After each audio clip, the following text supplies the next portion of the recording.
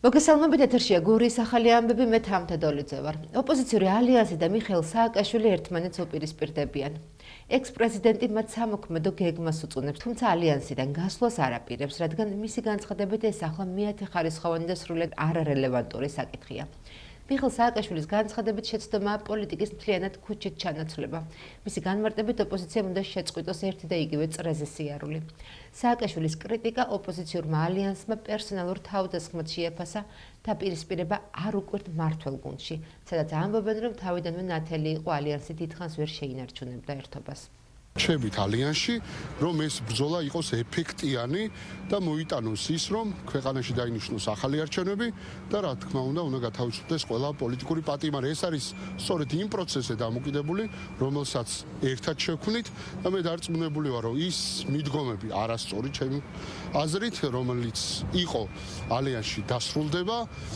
ახლა არ არის რა თქმა უნდა ცენზურის დრო, ახლა არ არის არასწორი ნაბიჯების გადადგმის დრო, ახლა არის დრო ხალხში გასვლის, ბრძოლის გაგრძელების, მეტი ეფექტიანობის და გამარჯვების. ამ ალიანსის რამოდენიმე წევრი და პარტიები შე შემთხვევაში ბიძინა ივანიშვილის დაკვეთებს უფრო ასრულებენ, ვიდრე სხვა ნებისმიერი სხვა ოპოზიციური ალიანსის წარმომადგენლის ოპოზიციონერის.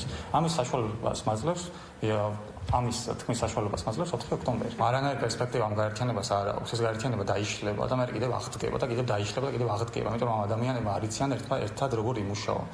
უბრალოდ ამის კულტურა არ აქვს. ამ ადამიანებს არ შეუძლიათ არჩევნების გზით ოცნებად დაამარცხონ. ზოგადად ალიანსი რო არ იქნებოდა მდგრადი ისეაც გასაგებია, მაგრამ იმ ხალხის შემოადგენლობას თუ გადახედავთ, ვინც იქ შეიკრიბა ნაცები რომ ამ ალიანსს დატოვებენ, ეს უბრალოდ აუცილებელი პირობაც არის. მე მგონი უცნაური რატომ გაერთიანდნენ საერთოდ. და მიხეილ სააკაშვილის გარეშე 90% იმ ხალხის ვინც იქ არის, საერთოდ არაფერს არ წარმოადგენენ პოლიტიკურად. ამიტომ მესმის მათი წუხილი და შიშები რომ მიხეილ სააკაშვილი ასე ვთქვათ წავა და მათ შორის მესმის მათი ცდილობა მიხეილ სააკაშვილი გააჩვენონ და აკონტროლონ, მაგრამ რათა ყოფილი ლილიპუტები ვერ გააჩერებენ მათ ბელადს. ეს კრიზისი დიდი ხანია მათ აქვთ. მათ გააერთიანებენ ცალ-ცალკე ეყოლებათ, რაღაცა სხვა კონფიგურაციას მოიფიქრებენ, ამას მნიშვნელობა არ აქვს. ისინი დიდ კრიზისში იმყოფებიან, ეს ფაქტია. იმიტომ რომ იმდენად ბევრი პოლიტიკური შეცდომა დააშვებინეს მათ და თვითონაც დაუშვეს მათმა პატრონებმა, რომ ამის გამოსწორება თითქმის შეუძლებელია. ის რომ 61 ოპოზიციონერი არზის ახლა აქ პარლამენტში დარბაზში და ოპონირებას არ უწევს, ესე იგი ხელისუფლებას და ის რომ ადგილობრივი თვითმმართველობის არჩევნებში არ მიიღეს მონაწილეობა და მთელი ქვეყნის მასშტაბით საკრებულოებში არც ერთი წარმომადგენელი არ აყავთ. ამ დიდი შეცდომის გამოსწორება შეუძლებელია.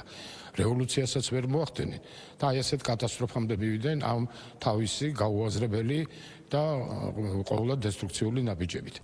სასამართლო პროცესზე ოპოზიციურ ალიანსში არსებულ დაპირისპირებას ეხმაურება ლევან ხაბეიშვილი. განცხადება მან საკუთარ სასამართლო პროცესზე გააკეთა. მისი თქმით, მუდმივი მოლოდინია მხოლოდ იმაზე, თუ რას იტყვიან ბრიუსელში და ვაშინგტონში. აუცილებელია დაიწყონ შეხვედრები მოქალაქეებთან. დღეს ლევან ხაბეიშვილისა და მურთაზ ზოდელოვას საქმეზე მორიგი პროცესი გაიმართა.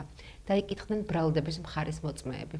შეგახსენებთ, რომ ლევან ხაბეიშვილს სახელმწიფო ბრალდება უკანონო ქმედების ჩასადენად მოხელისთვის გრთამის დაპირებას და სახელმწიფო ხელისუფლების დამხობისკენ საქვეყნად მოწოდებას ედავება.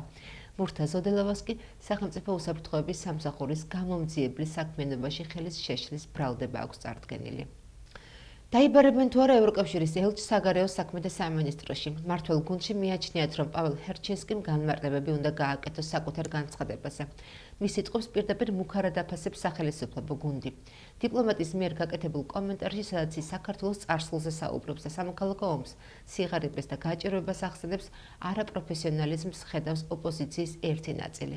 ხელისუფლების ოპონენტების მეორე ნაწილი კი ჰერჩენსკის განცხადებებში პრობლემას ვერ ხედავს.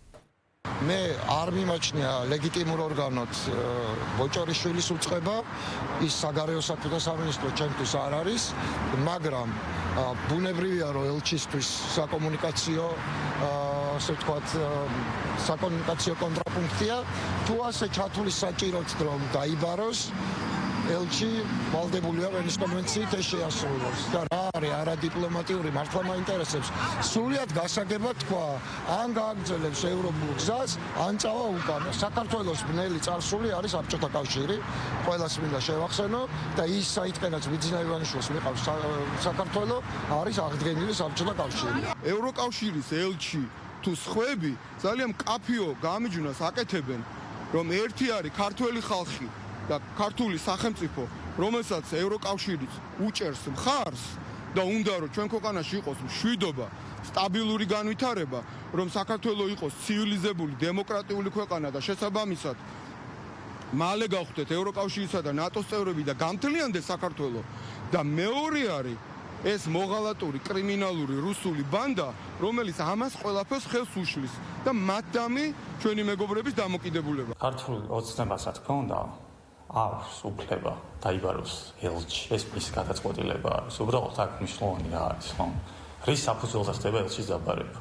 ქართულმა ოცნებამ ეს მუქარად აღიქვა. კიდევ ერთხელ ვიმეორებ, ჰერჩინსკის განცხადება პირველ რიგში ეფუძნება ქართული ოცნების უპასუხისმგებლო გადაწყვეტილებებს. ქართული ოცნებამ ეს ქვეყანა დააბრუნა იმ წარსულში, საიდანაც 30 წელზე მეტია ქართული ხალხი ცდილობს რომ ამოვიდეს. საზოგადოებას თელ საქართველოს ემუქრება ადამიანი, მაშინ როდესაც ამის არანაირი წინაპირობა არსებობს.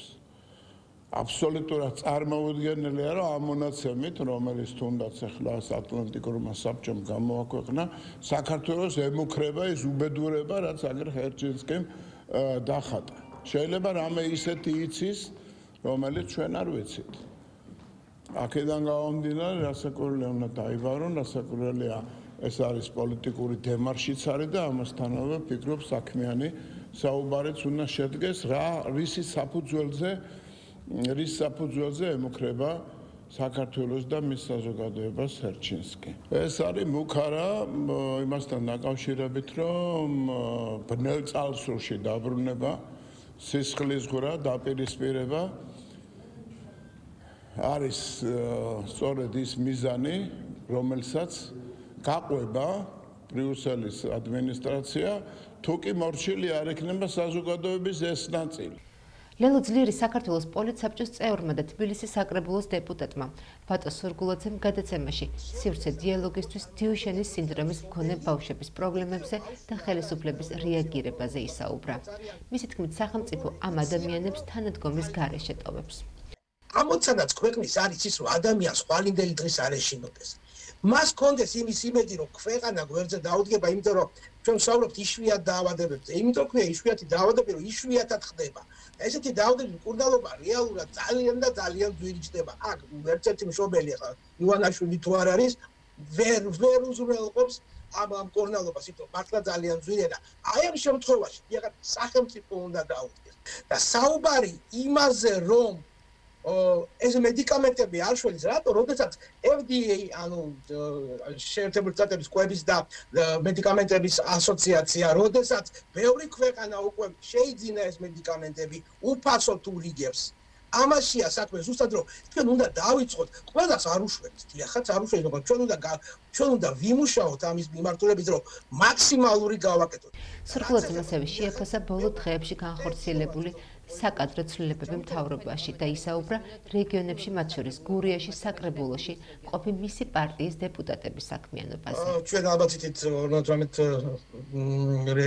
მუნიციპალიტეტში ყავს დეპუტატები და ჩვენ რეალურად ვთილობთ გავაკეთოთ პატარა საქმეები, ვიღაცა კონკრეტულად დავეხმაროთ. იქ სახურავის გადახურვა იქნება, იქ მიწის დაკანონება იქნება, მაგრამ ამის საშუალება სამწუხაროდ არ გვეძლევა. ჩვენი იდეა, იცით ალბათ ეს იდეა, სკოლაში შემოვიტანოთ კვება. კი ბატონო. დათვლილი გვაქვს. ყველა მუნიციპალიტეტი ცალკე დათვლილება რა დაგვიჭდება. დავიწყოთ პირველიდან მეოთხე კლასამდე. პირველ ეტაპს. და გავაკეთოთ, გაკეთებადია, გაწერილია ეს ყველაფერი. შევიტანეთ ყველა მუნიციპალიტეტში, რა თქმა უნდა, ასევე გურიაში, ლანჩხუთში, ოზურგეთში, ჩოხატაურშიც, მაგრამ რეაგირება პრაქტიკულად არ არის. ვცდილობ და კიდევ ამ ყველა მოქალაქეს ვეთქვი, ვისაც საჭიროება გაქვს, მიმართეთ ჩვენს დეპუტატებს სამივე რეგიონში, სამივე მუნიციპალიტეტში გვყავს თუ რამე პრობლემა გაქვს. აი ეს საყოფაცხოვრებო პრობლემა იქნება, წყალს შეეხება, გზის დაგებას შეეხება, მე ვიცი პირადად 20 წელს მოვიარე ძალიან ბევრი ძალიან სოფელში, ყველა სოფელში ძალიან ბევრი სოფელში დამყოფი ვარ, გზის პრობლემა გვაქვს და დამტარში რომ შეუძლებელია გადაადგილება, ჩემი თვალით ნახე ეს ყველაფერია. მიმართეთ, არ მოერიდოთ და ჩვენ ყველაფერს გავაკეთებთ, რომ დავეხმაროთ იმ საკითხების გადაჭერაში. პაიმანი ვერაზე და რაინდულის შუქჩრდილების დილემა, ასე ერქვა წარმოდგენას, რომელიც ნომერ 2 საჯარო სკოლაში გაიმართა. მე-19 საუკუნის თბილისი და ურთიერთობა, რომელიც მაშინდელი დედაქალაქის მთავარი ღირსება იყო. დღეს ნომერ 2 საჯარო სკოლის მე-9 კლასელებმა საინტერესოდ თეატრალიზებულად წარმოადგინეს. მოსწავლეებმა სცენაზე გააცოცხლეს თბილისის ძველი უბანი ვერა, ყარაჩოღელები, ქურთი მეესოვე, გიში მარგო და სხვა პერსონაჟები. საინტერესო თბილისურ წარმოდგენას თან ახლდა სიმღერები და ქორეოგრაფიული ნომრები, რომელიც როგორც ეპოქას მისი ხასიათით და განწყობებით აცოცხლებდა. საჯარო პაემანი ვერაზე შედგა. მაია ღლონტის სცენარმა, მაია თოთიბაძის მუსიკალურმა გადაწყვეტამ და კობა დუნდუას სახასიათო საცეკვაო ნომრებმა მე-9 კლასელების შესაშური არტისტიზმით დღეს მაყურებელი ძველ თბილისში ნამდვილად ამოგზაურეს.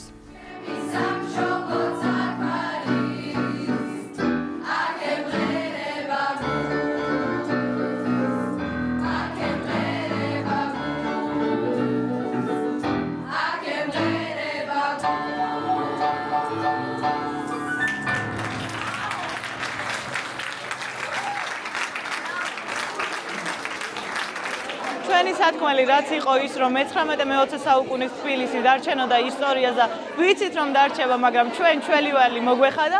ვფიქრობ რომ მაქსიმალურად შევასრულეთ, რა თქმა უნდა უკეთესი მუდმივად შეგვიძლია. მაგრამ ამდენხნიანი შრომის შედეგად მგონია რომ შესაბამისი შედეგი მივიღეთ.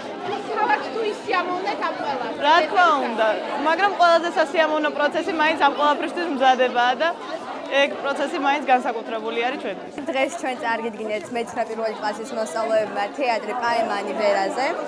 ეს ჩვენთვის იქნება ძალიან დასამახსოვრებელი. ჩვენში ძალიან ბევრი ემოცია გამოიწვია და ძალიან დიდი მადლობა ყველას. თქვენს ღონისძიება იყო საკმაოდ შემეცნებითი და საინტერესო. ბევრი ვეცადეთ და დიდი ხანი მეც მუშაობდით ამაზე და ვცდილობდით რომ გამოსულიყო ხალხისთვის საინტერესო და კარგი. დღევანდელ დღესთან დაკავშირებით რაც ჩანაფიქრი გქონდა, მაქსიმალურად ისე გავაკეთეთ როგორც გვინდოდა და ძალიან ხალხს შორის ურთიერთობა რომ სულ უკეთესობისკენ უნდა მიდიოდეს ალბათ და სულ უნდა იცვლებოდეს პოზიტიურად. დღეს კიდევ ერთხელ გაგვახარა მეორე საჯარო სკოლა და განსაკუთრებით მე-9 კლასმა. შარშა როცა ამ ბავშვებს უყურე არაჩვეულებრივი წარმოდგენა ჰქონდათ, დღეს კიდევ უფრო სასიამოვნო, უფრო გაზრდილები არიან, ულამაზესები არიან, უსაყვარლესები არიან და ვიმედოვნებ რომ იმ ღირებულებებზე, რაზეც დღეს ჰქონდათ საუბარი, ეს ბავშვები თავიანთ ცხოვრების წესად დაიწყებენ და ყველაფერს საუკეთესოს უსურებ მათ. მე ვარ დღეს ძალიან გახარებული იმის გამო, რომ მე-9 პირველი კლასის მოსწავლეთა მონაწილეობით არაჩვეულებრივი პიესა ვიხილეთ პაემანი ვერაზე. ის რაც ამ ბავშვებმა დღეს გააცოცხლა ჩვენს წინაშე, დარწმუნებული ვარ ცხოვრების საგზად გამოადგება მათ და მუდამ ადამიანურ სახეს ატარებენ. მადლობა მინდა გადაუხადო კლასის დამრიგებელს, ძვირფას მშობლებს, თითოეულ მოსწავლეს, ყველას ერთად და ყველა იმ შემოქმედებითი ჯგუფის წევრს, ვინაც მონაწილეობა მიიღო ღონისძიების მომზადებით. ამ ახალგაზრდებთან მუშაობა არის ძალიან დიდი ბედნიერება. ეს არიან ადამიანები, მომავლის ადამიანები და ღონისძიებას ერქვა რაინდულის შუქჩრდილების დილემა და მართლა შუქი იყო და მართლა სინათლე იყო, ყველამ დავინახეთ ეს სინათლე და დიდხანს გავყვება ალბათ. დიდი მადლობა ამ ბავშვებს. სიმართლე გითხრათ, ღონისძიების მიზანი რომ გაგვეკეთებინა ეს თვითონ ბავშვებიდან წამოვიდა. შემდეგ დავფიქრდით რაღაცა სიყვარულის დღე მოდიოდა და ამასთან დაკავშირებით, მაგრამ ჩემთვის როგორც დამრიგებლისთვის და მასწავლებლისთვის თავარი არის რომ აღზარდო ეს ბავშვები ისე რომ ადამიანური ურთიერთობები ვასწავლო. აი ზუსტად ეს იყო პაემანი ვერაზე, ანუ რაინდულის შუქჩრდილები, რაც დღეს ცოტა ნაკლები არის და მეტად სჭირდებათ ბავშვებს ჩვენი მხარდაჭერა და გვერდში დგომა რომ ნამდვილი და კარგი ადამიანები გაიზარდონ და სწორი ცხოვრებით იცხოვრონ. შინაგან საქმეთა სამინისტროს თანამშრომლებმა სხვადასხვა დროს ჯგუფურად ძალადობის გამოყენებით ჩადენილი ძარცვის, ქურდობის და კომპიუტერული მონაცემების ხელყოფის ბრალდებით 4 არასრულწლოვანი დააკავეს. დადგინდა, რომ არასრულწლოვნები წინასწარი შეთანხმებით ჯგუფურად თბილისში მდებარე სასურსათო მაღაზიებსა და სააფთიაქო ქსელებს ძარცვავდნენ, სადაც სხვადასხვა ღირებულების პროდუქციას და თანხას ეუფლებოდნენ. არასრულწლოვნების მიერ ჩადენილი ქმედებების შედეგად სხვადასხვა დანიშნულების სავაჭრო ობიექტს 30,000 ლარამდე ფინანსური ზარალი მიადგათ. ჩატარებული ოპერატიული ღონისძიებებისა და საგამოძიებო მოქმედებების შედეგად 4-ვე არასრულწლოვანი მოსამართლის განჩინების საფუძველზე ბრალდებულების სახით იქნა დაკავებული. ბრალი დამტკიცების შემთხვევაში 8 წლამდე თავისუფლების აღკვეთას ითვალისწინებს. შინაგან საქმეთა სამინისტროს აჭარის მთავარი სამმართველოს თანამშრომლებმა განსაკუთრებით დიდი ოდენობით ნარკოტიკული საშუალებების უკანონო შეძენა შენახვისა და რეალიზაციის ხელშეწყობის ბრალდებით უკრაინის რესპუბლიკის მოქალაქე 2005 წელს დაბადებული პირი ბათუმში დააკავეს. სამმართველო დამცველებმა ბრალდებულის დროებითი საცხოვრებელი ბინის ჩხრეკის შედეგად ნივთმტკიცებად ამოიღეს სარეალიზაციოდ გამზადებული განსაკუთრებით დიდი ოდენობით ნარკოტიკული საშუალება მეტადონი. ბრალი დამტკიცების შემთხვევაში 20 წლამდიან უვადოდ თავისუფლების აღკვეთას ითვალისწინებს. ახლა კი ჩვენს ეთერში ამინდის პროგნოზის დროა. სინოპტიკოსების პროგნოზით 25-26 აპრილს საქართველოს ცალკეულ რაიონებში შენარჩუნებული იქნება მცირე ნალექი, ხოლო 27 აპრილს კვლავ ნალექიანი და ქარიანი ამინდია მოსალოდნელი. რაც შეეხება კონკრეტულ ქალაქებს, ოზურგეთში ხვალისთვის მოსალოდნელია 16 გრადუსი სითბო. ჩოხატაურში ცოტათი მაღალი იქნება ტემპერატურა და დაფიქსირდება 17 გრადუსი. კიდევ უფრო მაღალი იქნება სითბოს გავლენა ლანჩხუთში და სინოპტიკოსები აქ ვარაუდობენ ტემპერატურას 19 გრადუსს. ურეკში იქნება 15 გრადუსი სითბო, ხოლო ბახმაროში ნავარაუდებია 7 გრადუსი. რაც შეეხება დედაქალაქს, თბილისში ხვალისთვის სინოპტიკოსები ვარაუდობენ 16 გრადუს სითბოს. დღეისათვის სულ ეს გავხდათ, მე მომავალ შეხვედრამდე გემშვიდობებით, კარგად ბრძანდებოდეთ.